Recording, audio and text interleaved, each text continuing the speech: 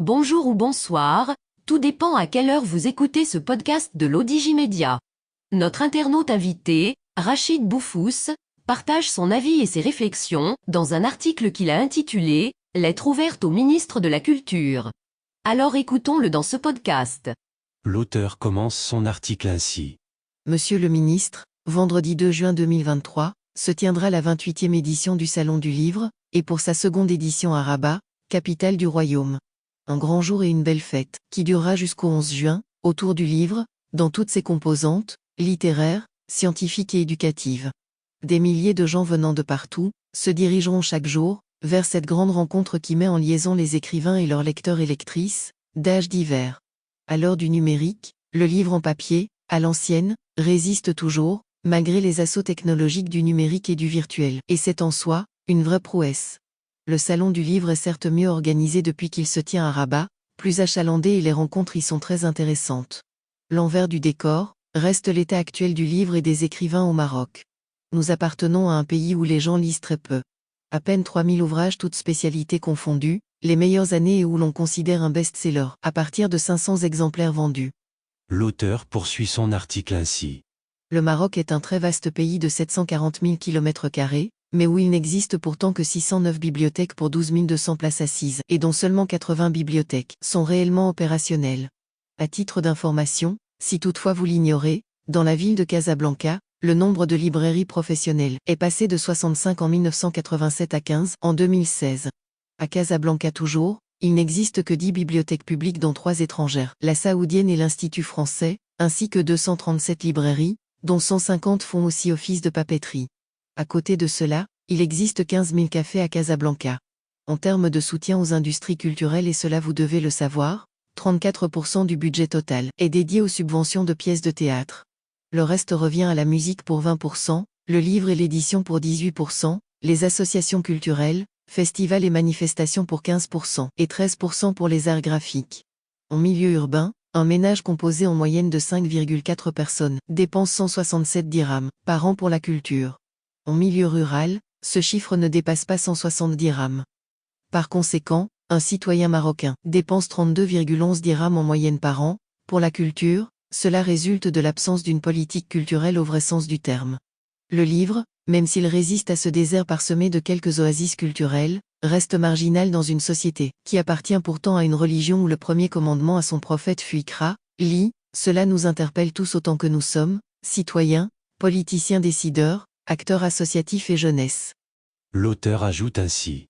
Monsieur le ministre, le nouveau modèle de développement ne parle que de manière subsidiaire de la culture et de la place du livre dans la future société marocaine, que nous appelons tous de nos vœux. Plus terre à terre, la condition des écrivains et des créateurs de contenu culturel laisse fortement à désirer. Rien n'est vraiment fait pour encourager les écrivains à écrire, ni les éditeurs à publier plus d'auteurs, dans tous les domaines des lettres, des sciences humaines, du savoir, ou de la connaissance.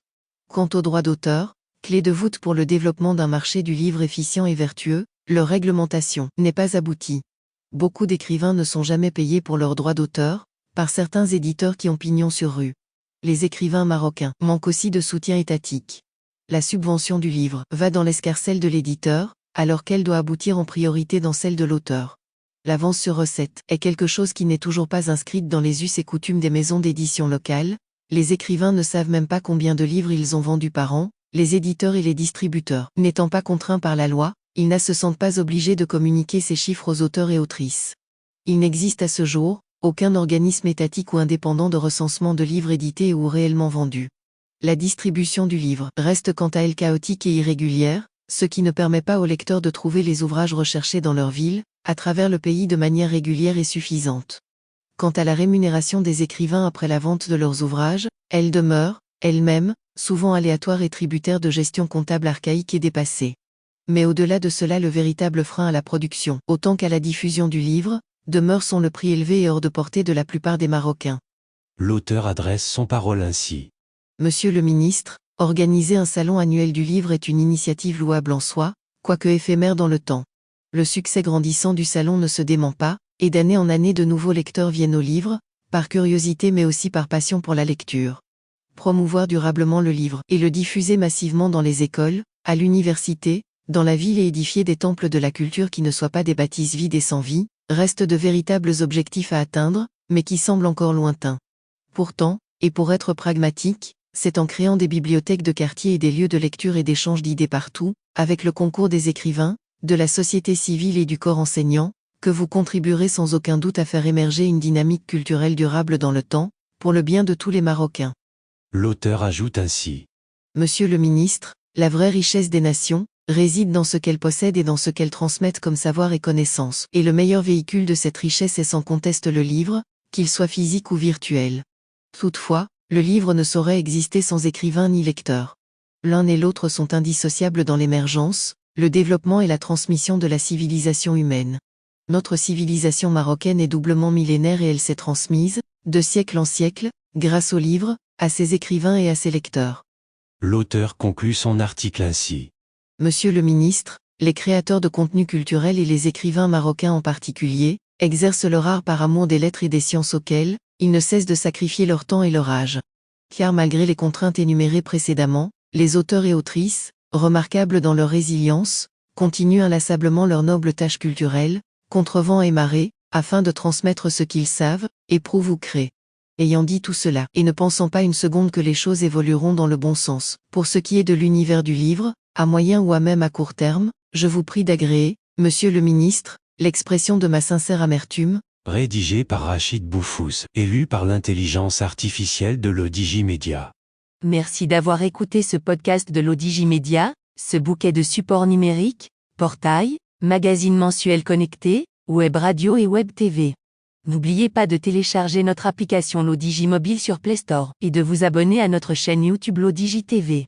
Vous pouvez, aussi, nous suivre sur nos réseaux sociaux, Instagram, Facebook, TikTok, LinkedIn et Twitter.